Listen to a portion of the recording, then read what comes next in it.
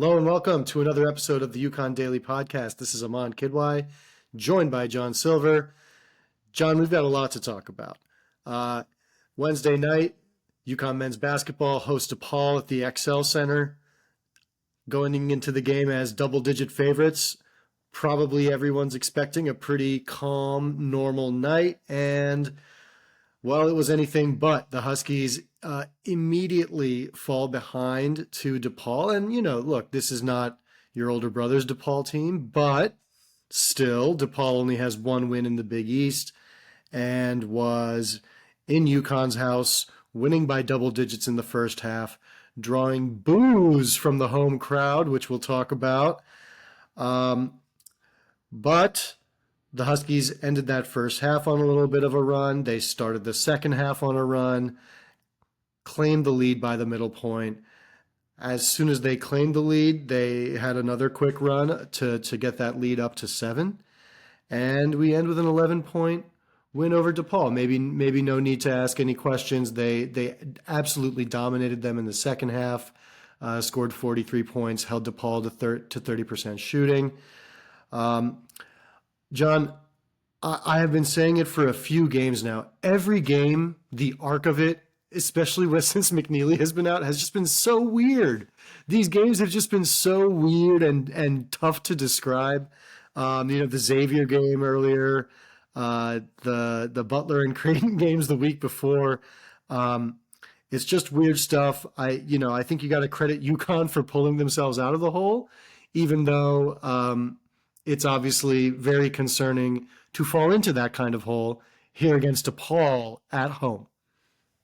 So, something like this, it goes back to your personal philosophy and personality, in my opinion. So, like, if you're a cynical, negative, a worrywart, as they say, UConn gets down 28-14 in the first half. That's heartburn. That's like, we're not who we thought we were. And there's nothing that they could have done after they got to 28-14 to make you feel better. But if you're like me, maybe you have a little bit of a screw loose, and you're like, it's basketball. They're 20-some-year-old people. They're paid now, so and we can get to that in a little bit. So I think there has to be an expectation for performance, considering there's a financial stake now in the teams. Like, this is not Joe College try guy. So. But to say that, but then at 28-14, then they get like a 14-point lead or at one point at the high point in the second half. That's a 28-point turnaround. So once again, we're seeing what they can do, when they put their mind to it, play well, and things are working. And then we can see the floor, down double digits to DePaul is just outrageous. And it just depends what kind of person you are. If you're a perfectionist, if you're somebody who likes to just see domination and see them hit on all cylinders all the time, like that's not the team you got, especially without McNeely. And I think it goes back to they can't play defense, but and then but their shots didn't fall, and I don't have like the super advanced analytics, but I'd like to see the expected point total with the quality of looks they had. If they had just a normal shooting first half, because we could probably get into it, but there's no way Eric's Caravan could have went 1-14 with the quality of shots he got. That's the worst shooting. That's going to be the worst shooting game of his entire life. He wasn't defended that well by DePaul, in my opinion. He had open shots. He got almost anywhere he wanted to go, and he got good looks, and he just missed the shots. There's a level of randomness here that I think we have to give them a break on. But to your point, these games are weird. It's like, Hurley, I think in the first half, he's like, "What are we doing? We're soft. We got a back screen." He yells at his team, "Switch." That goes back to communication playing basketball. They shouldn't be struggling to communicate on defense at this point in the year. Concerning. Yeah, the defensive lapses are certainly still occurring, and especially early in the game, it was just easy buckets for DePaul. It wasn't even it's not like they were hot from three or anything like that and built up a lead. They were shooting well. They had some guys doing better than normal, which is a normal thing in UConn games. But UConn started 0 for 10 from three, which was a rough, scene for the night, and then combine it with another slow start for Alex Karaban.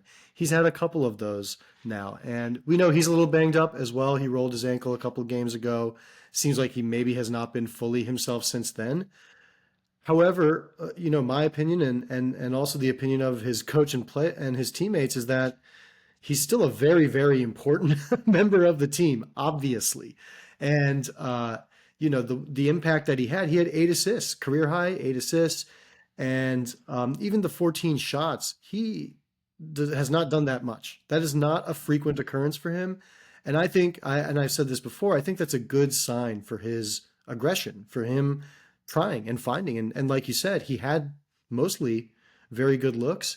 And I think even he should be taking those okay looks when he gets them, because the alternative is Hassan Diarra jacking up a three. It's some underclassman, taking maybe not the best advised shot. And so I think Alex Karaban needs to start realizing, his B plus, B minus shot might be UConn's best shot on a possession. But I think he's starting to, and I think even just the way he started to go to the hoop is really encouraging. So I genuinely feel for Alex Karaban at this point. I mentioned earlier, like this team's looking to see if he's got that, alpha in him. And I think it's part of his growing pains right now, what he's experiencing. But, last year he had an evolution too of being a more vocal leader. And I think it started off a little choppy, but he got there. And, he's getting there now too. He's definitely showing growth and progress. He's being more aggressive. And I think ultimately you'll see that play out with dividends for Karaban down the road. Let's look at his game and let's ignore the 1 for 14.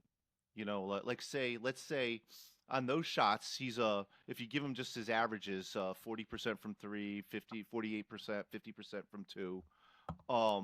If he went 7 of 14 and 2 of 6 from three, you're looking at 17 points, 8 rebounds, 8 assists, 6 steals, or 6 rebounds, 1 steal, 0 turnovers, 0 fouls. The only negative play that Karaban made in his 40 minutes was he missed shots that he probably should have made, and I don't know why those shots go out. I don't know, hey, listen, I've seen Steph Curry have games like that where the ball, there's a lid on the hoop. I mean, is it mechanical? Is it luck? Is it footwork? Who knows? But what I can tell you is there's one play here, and he's struggling from the field, and this is where you can tell he's an older player, maturation, and he's probably this is a game where you would think that would hurt his NBA stock because he missed some shots, but I actually think it helps him because he was able to contribute in other ways besides scoring. He kept the ball moving on offense, even though he missed shots at the end. He was still involved in the offense, and a great play that he won't get an assist on is Terrace Reed, who we can get into after, had a tremendous game down low. And they gave the ball to Reed in the high post, right? And then Karaban was posted up because, Hurley's trying to get him a mismatch, an easy look down low. And they had it covered. So Terrace Reed starts to back down his defender. Karaban recognizes that Reed has the advantage, and he exits the paint. He drags the defense with him because, even if he's 1 for 14, you have to guard Alex Karaban at every opportunity. That opened up a one-on-one for Terrace Reed and score. Not an assist, not a part of the play, but he's still thinking the basketball game. He's still moving without the ball. He's still a part of the offense. I love that. I love that kind of play. These are the kind of games where he's not going to shoot like that again, and he didn't let that bother him, in my opinion. I don't think it was a terrible offensive game shooting-wise for him. It was a good floor game from him. Mm-hmm. Yeah, I mean, Hurley said after the game, he played him all 40 minutes because even though his shot wasn't falling, he does so many things out there and he's so important. He creates space, like you said. He makes good passes, even if it's not the assist pass, it's the pass before the assist or just the play that makes, that opens it up. he was plus 11 on the night, third on the team, plus 11 on the night, and right behind Jaden Ross, who was plus 12. So I just want to give him a quick shout out. Hurley called out his defensive effort as being crucial. Ross, Ross is making a few mistakes out there and not always looking the most collected offensively. But his defensive ability, I think, is something that Hurley values and that they're going to keep developing. I think there's a lot of discourse out there about where he belongs. He was plus 12 on the night, but the first in plus minus was Terrace Reed at plus 16, scored 16 points on the night to tie for the lead. 6 rebounds. UConn really not a juggernaut on the rebounding end. That was tied for the team lead with Caravan. Terrace Reed, man, that's good stuff. What we saw Yeah, from I him. don't. Yeah, you're right. I think we talked about this last time. I don't know why he doesn't dominate like that more often. Like he has games where he gets going, he scores, and I'm not a big fan of post play. I think I think it's people looking for a long lost era of bad jump hooks. It's just because that's like not everybody's Kareem with the sky hook. But when we say Terrace Reed down low, he's getting point blank layups. I mean, like he's getting Shaq level looks where it's 1 foot. It's impossible to stop. If he can get that deep on the post, they have to give him the ball because he was a monster yesterday, and he only took 8 shots.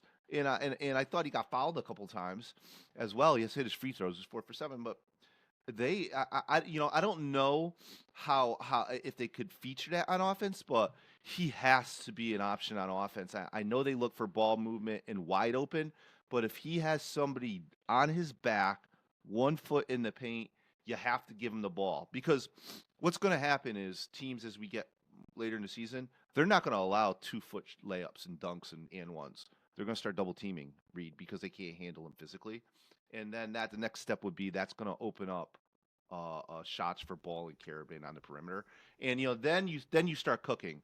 Um, I just worry about Reed's fouling. Number one, of course, he was better yesterday. He still had 3, but I worry about just the consistency with him. And then it'd be nice to have him and Samson Johnson both have great games, but I just don't think. I think Hurley goes with whoever's playing the hot hand in that game, which is probably fair. Mm-hmm. But yeah, he was the difference there. He was the one guy that DePaul couldn't match up with.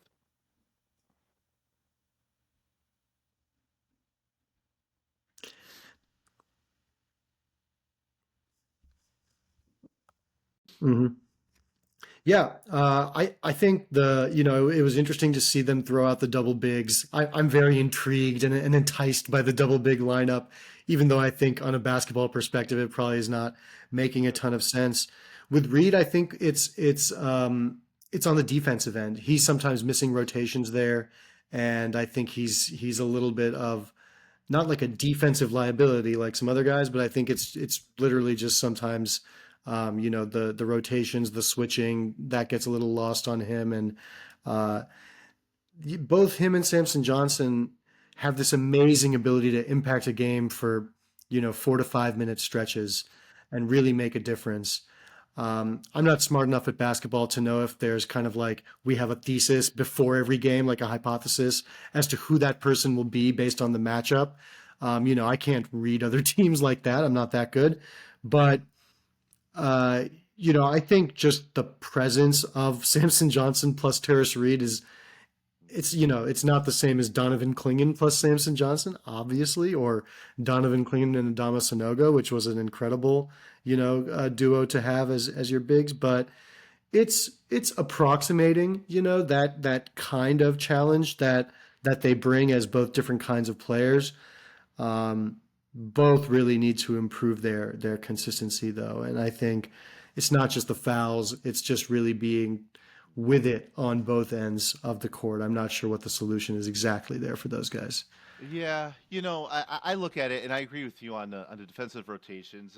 What it isn't fair though is like we're always comparing him to Donovan Clingan.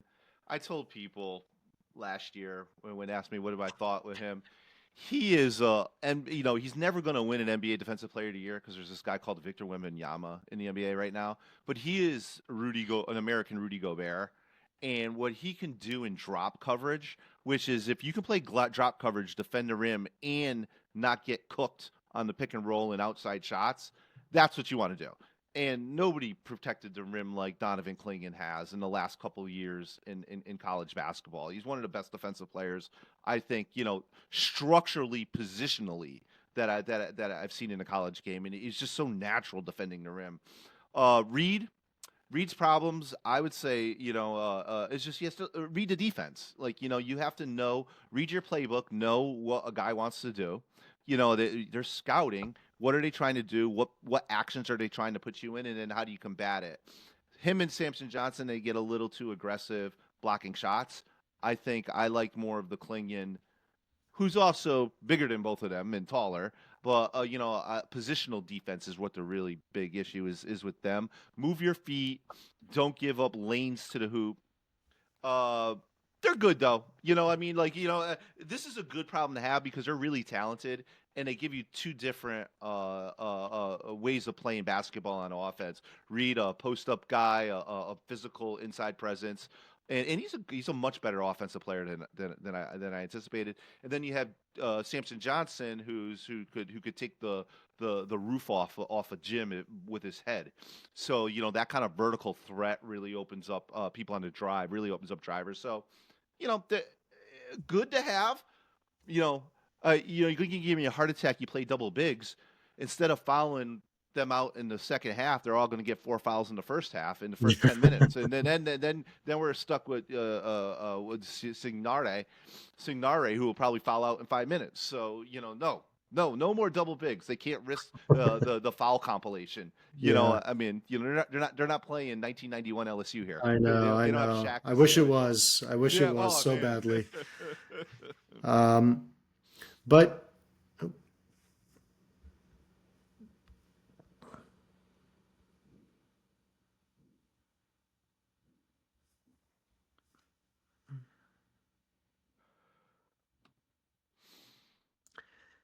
you got to give a shout out to Jalen Stewart for what he did out there. 6 of 7 from the field, 16 points. He was perfect in the second half.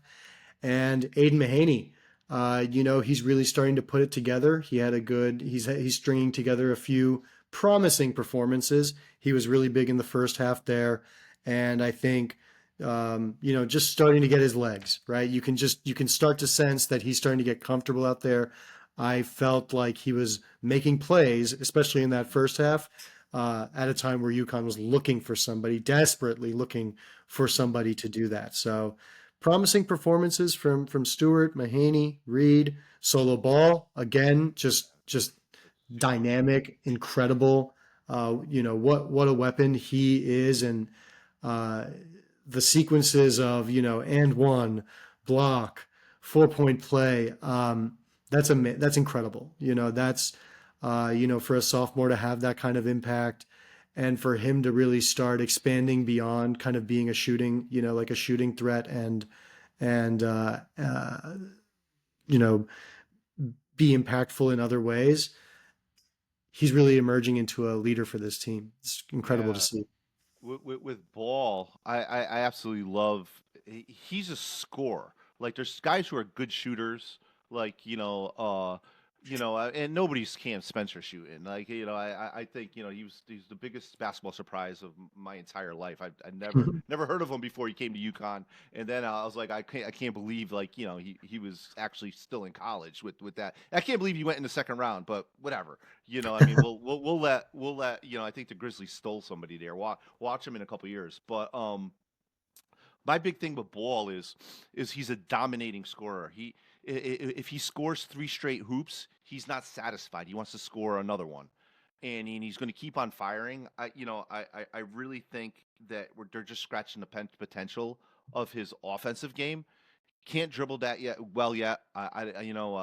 needs to improve his ball skills.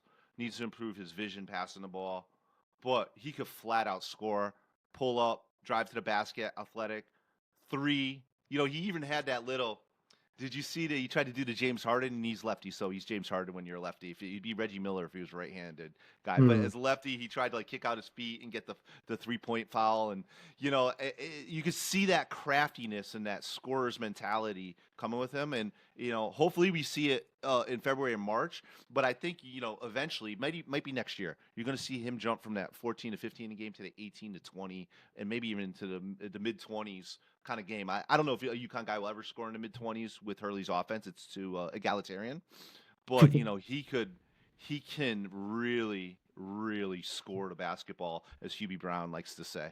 And with Mahaney, I was disappointed in Mahaney's play. Like, cause I'm not one of those people who think like the Big East and the ACC and the SEC is that much better, like a huge step up from say the West Coast Conference. He was at St. Mary's. They played in the NCAA tournament. They played Gonzaga, but when Mahaney came to the Big East, I really think the athleticism, the half step up in athleticism, really bothered him.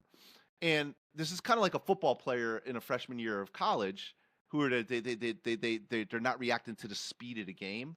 And that's what I think I think that's what his problem was. So maybe he's acclimated himself to the speed of the game and the length of these players in the Big East and at the super high college levels, because like there's some type of players that you play in the Big East that don't go to the West Coast Conference unless you're Gonzaga, right? It's these super athletic guys with pro potential who they're just that's the difference between that and they say a mid-major conference. And I hate to say that, St. Mary's is mid-major. You can win a national championship from the West Coast Conference. Gonzaga recruits. St. Mary's could get to a Sweet 16. So That's very kind of you.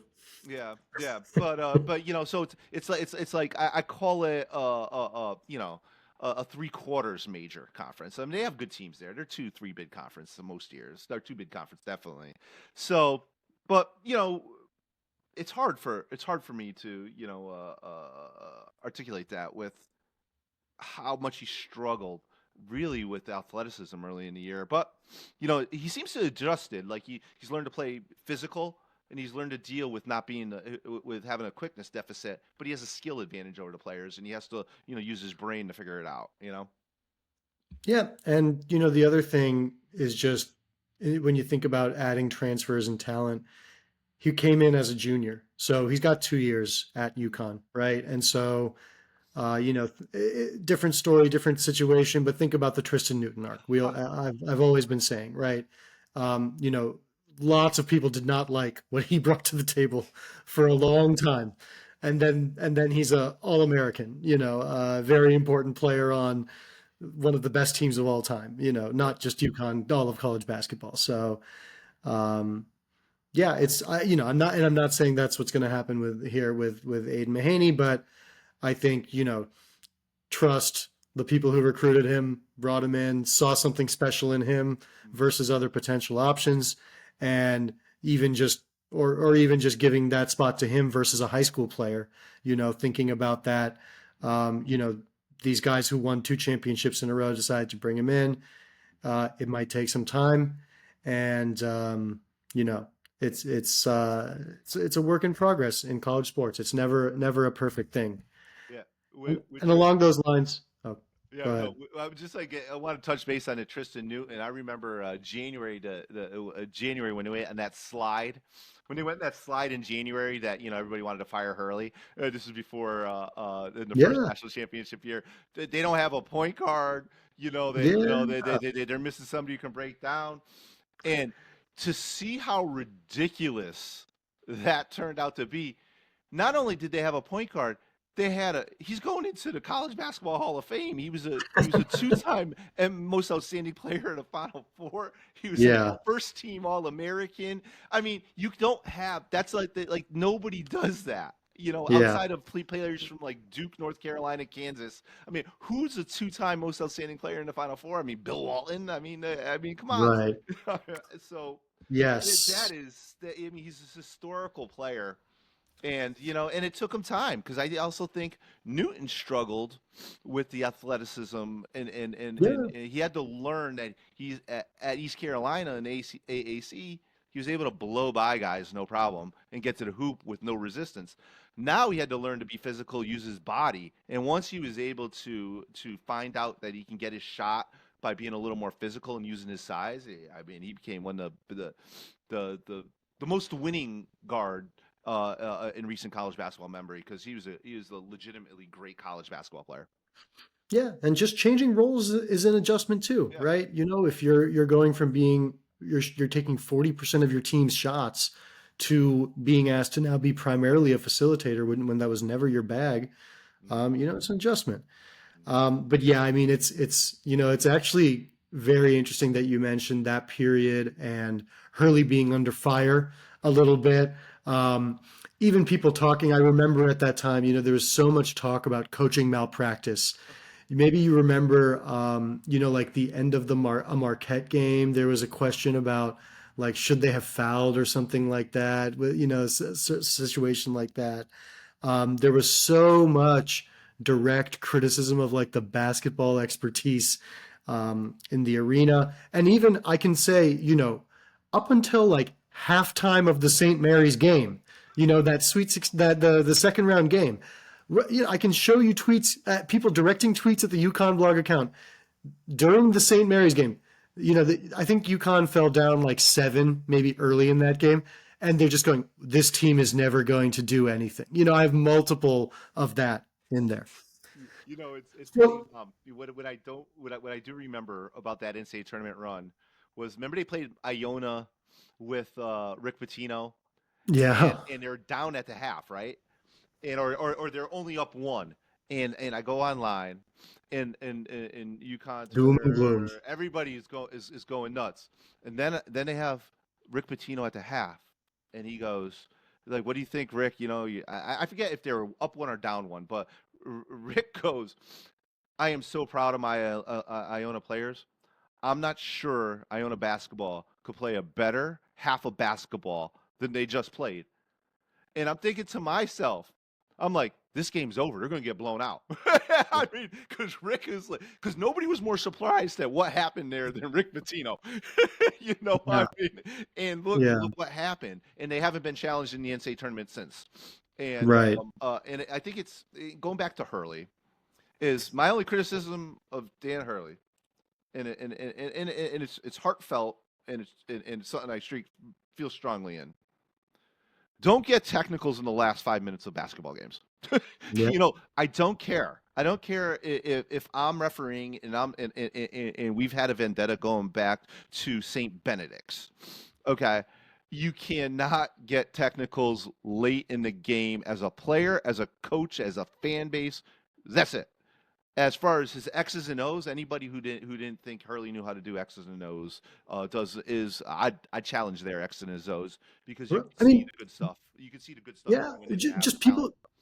people used to challenge Andre Jackson, right? The presence of Andre Jackson out there. They'd say, "Oh my God, why are you putting him out there so much? Me too. Why, you know?" And during his development years, there were some, you know, ups and downs, but you know, yeah, that turned out to be really, really silly criticism. Yeah. And also quite silly, in my opinion, was some criticism received from the crowd on Wednesday night in the XL Center during the DePaul game.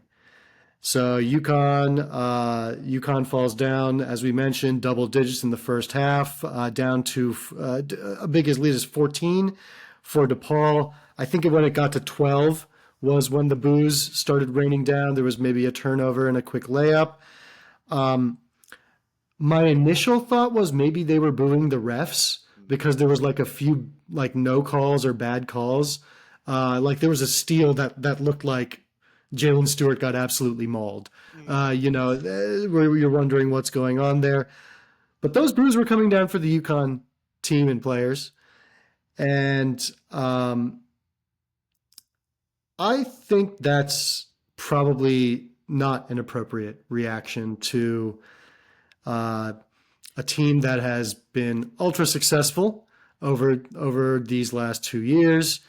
Uh, unless your expectation was for them after 2 championships and 7 guys in the NBA over the last 2 years to come back and again be a shoe-in to win the national championship. That was just never going to happen again. This is not UConn women's basketball 10 years ago, 20 years ago. So I don't even know like what's the basis of, having really, really high, we should be a number one type team in the country kind of expectations. And then I think, it's early in a game. It's a game of runs. This was not a loss. This was not anything embarrassing from a character perspective, right? They weren't bouncing basketballs out, and they weren't doing that kind of stuff. They weren't jawing with guys. They weren't, losing their composure. And so I think the booing is a little bit of a bad look. I see the reasoning that now they're paid, so it's okay. First off, I don't think anyone was booing because of NIL. I don't think they were like, should I boo or not? Now they're getting paid. Boo. I don't think that was the case at all. So I don't really think that's a fair excuse. They'll say they'll say what they said 10 years ago, which we remember, which was they're getting a college degree and room and board. They'll say something else that they're mad about that they're getting. They get free gear, they get free flights and food. They'll come up with something else that they're mad about. You were mad about the game. You were mad about what was happening in the game, but I don't know. I just don't think booing college kids, even if they're making a little bit of money, even if it's a little bit more professionalized of an operation. It's a college sports team. They won the game, so you also just look kind of silly. They ended up winning the game by double digits. So we'll talk about Hurley's reaction after this, but first on the booing itself, what were your thoughts on that, John? I'm going to agree and disagree with you on Good. the sentiment. I think the booing aspect of it. First of all, I just, I was one of those people. Well, they're paid now, but I don't really believe it. I agree with you there. Like, people are going to boo and boo, but they were booing because that's the only thing they can do. I think the relationship of this fan base to this team is so strong that they're booing out of frustration. Like they want to win these games so badly. So and they'll defend, like UConn fan can boo the players, but God forbid somebody else from another team boos their players. UConn fans they'll get in a fight in the parking lot. So like it's not a great experience to be booed, and I think they didn't deserve it in this sense. They did not play up to their standards, but they were playing hard and they're putting in effort. At least a good enough effort, in my opinion. Like, I mean, Hurley's going to ask for more. He probably he'd say, John, they weren't playing with great effort there in the first half. And I just think that effort comes and goes, but I think that they wanted to win. I mean, there wasn't a lack of care with the players.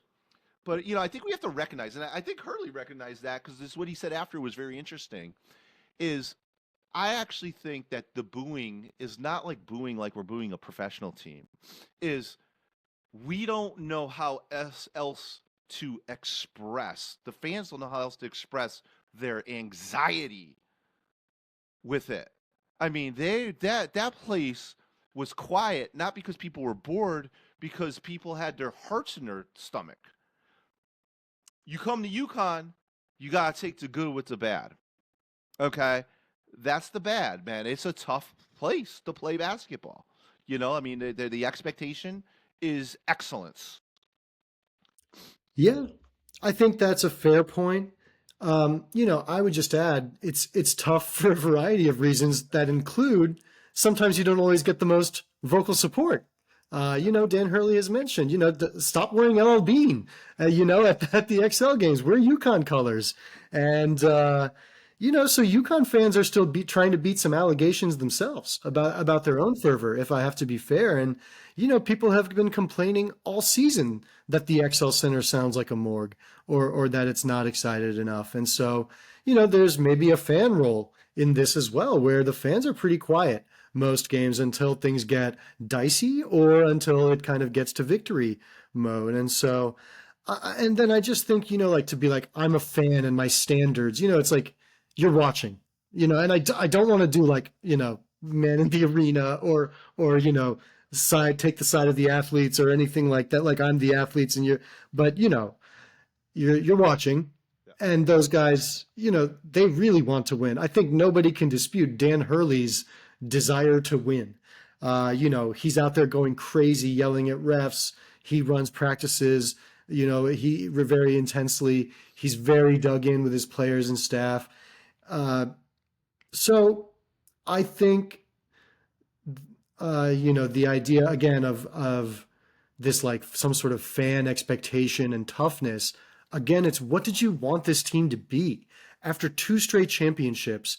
And again, 7 guys over 2 years going to the NBA, 5 this past year, so 8 guys going to the NBA, like it's just, I don't know what's a realistic standard to have had for UConn going into this season. I understand how falling down 14 to DePaul does not meet that standard. However, at the same time, Hurley was trying to go for something, right? He was trying to build a potential competitor. He was going for the three-peat. He was saying, all right, we're going to return Caravan. We're going to add Liam McNeely. We're going to go into the bank for 2 impact transfers who were highly sought after. And in Terrace Reed, you could say your first choice. That guy went to the championship parade, right? So he tried to build something under very challenging circumstances capable of winning a championship. Right now, of course, we know that that's, kind of a distant dream for this team at this point. And the opportunity and upside comes from McNeely returns. These guys continue to gel. And, just this belief that they become a different product, a different type of team by March than what they are right now. And especially right now, guys are banged up. They're playing without McNeely. It's just going to be a stretch that they're going to have to get through. They might be without McNeely for more or longer than we thought. Mm-hmm. But yeah, I get having high expectations. I just don't get, expecting UConn to go out there and be like a top 3-4 team and then to boo them for, like not necessarily meeting like that high and rigorous of a standard. I wonder. And then again, I think the NIL stuff, it's just, that's to me in poor taste. I just don't, it doesn't, if you're mad that someone's making money, do you think they're not earning that money? I don't want to name names. Every single player on that roster is worth the salary or the pay or whatever that they're getting because Dan Hurley and Tom Moore. Yeah, exactly. Dan Hurley and Tom Moore assigned it to them. And after that, you can't quibble about these things. You can't go back on a contract and say, oh, you slightly underperformed, you slightly overperformed. You got what you got based on your assessed value. And so that's the world we live in, folks. And so Hurley's reaction, I think Hurley handled it extremely well.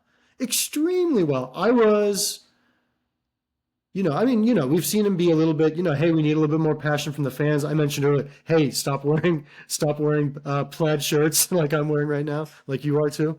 Hey, stop. Early, I love the LL Bean. There's South Windsor, Connecticut, and let's get that as a sponsor. I know, LL Bean, become a sponsor, seriously. But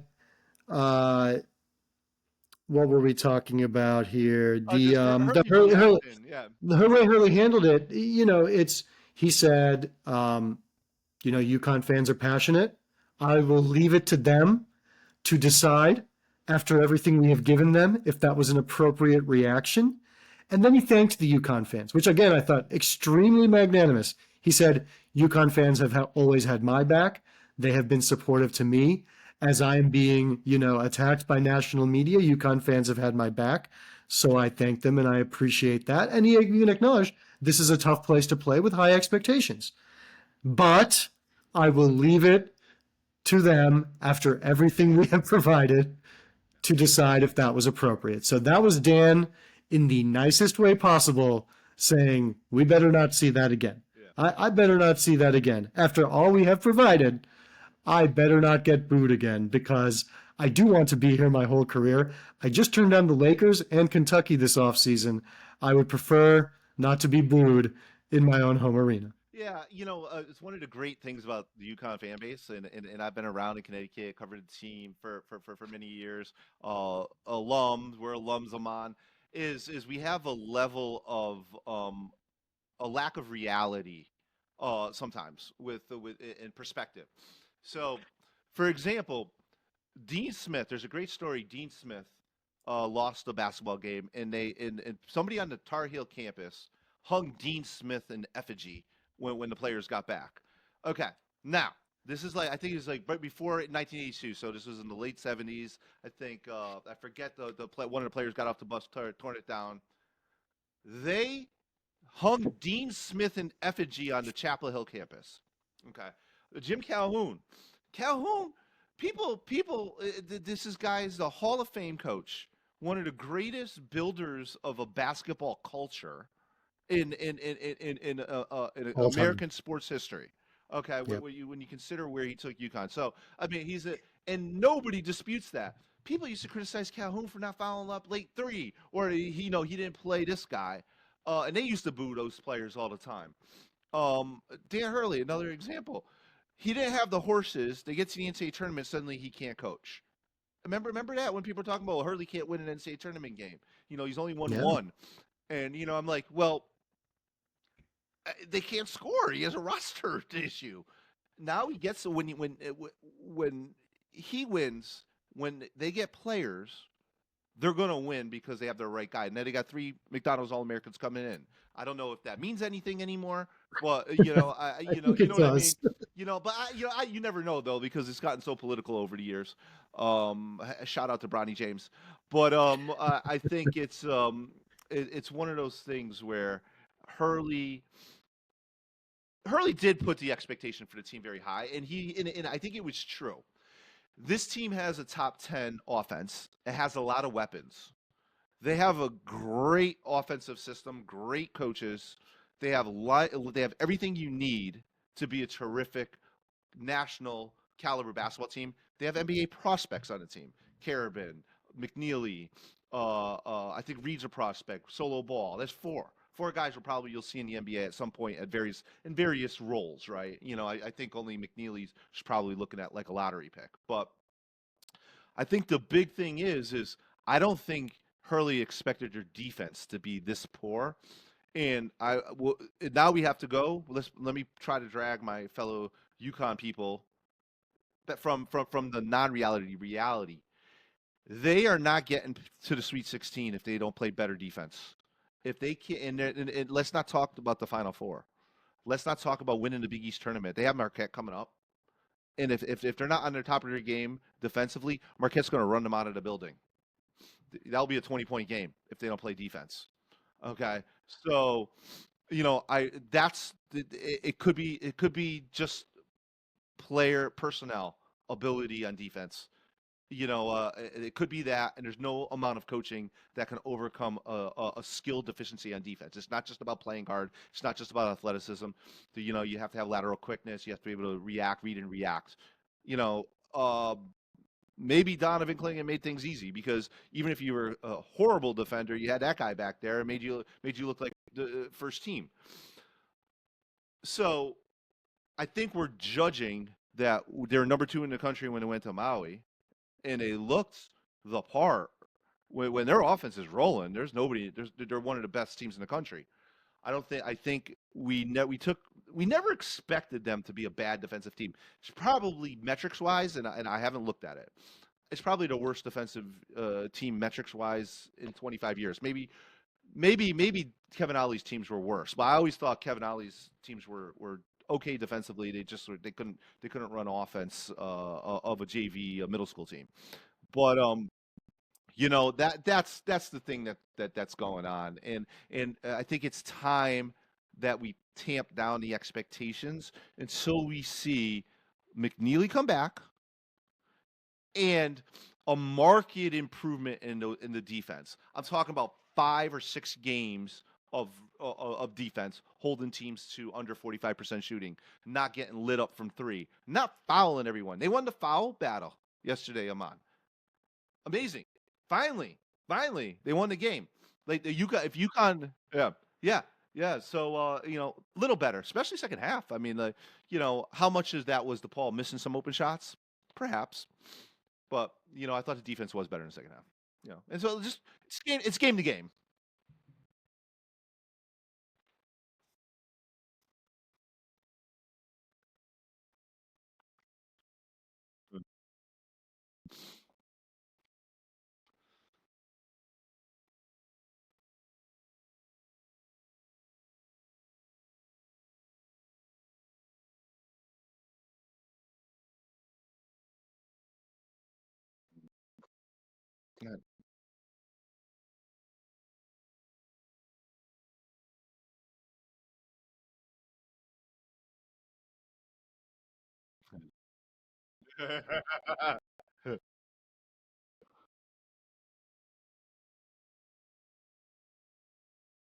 Yeah, yeah,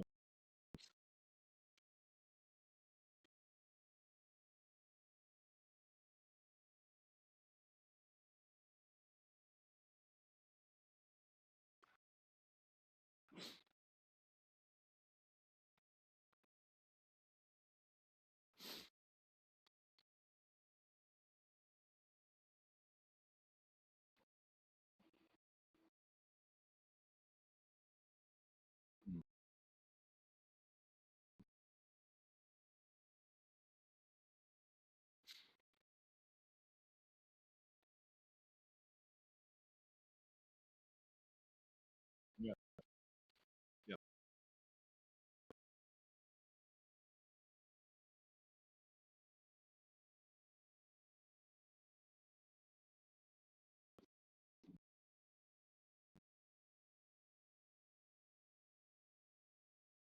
Yeah, we're gonna know real quick. Like, if they go 3-0 on the Marquette St. John's Creighton swing here, then I'm gonna come back on here and I'm gonna put I'll come back on with making plans. I don't even know where the Final Four is, and I'll be like, all right, they got a shot at it again. We got to see it though.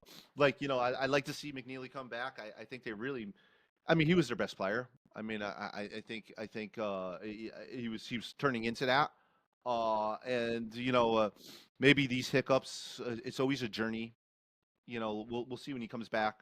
Let's just hope the defense could get to a place where it's not a Spanish bullfight. I mean, come on.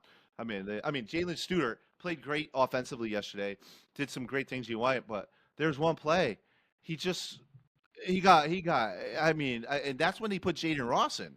Is what he was like, I can't watch this anymore. There's no reason you can't move your feet and be lazy and go for a steal and give up the lane on a crossover. I mean, I think they fouled 3 straight times there before they put Ross in. So, it's just, listen, defense can get difficult. They need to be better, and hey, that's why I'm sitting here with you because I don't know what to do. I mean, I have no idea. Like, I mean, he can't go to Europe and figure out a defensive scheme to help this. I mean, yeah, do better. I was like, what are you doing? You have to have guys have to study the game plan, read and react, make the right plays, play with the right level of physicality without fouling. That's it. I don't know, but easier said than done.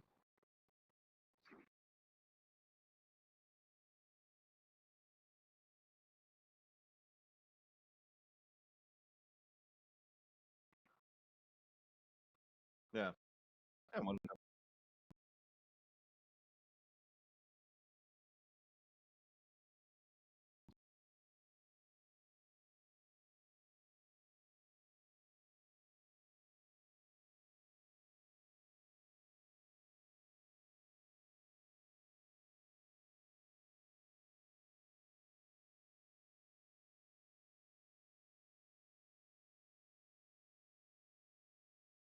yeah,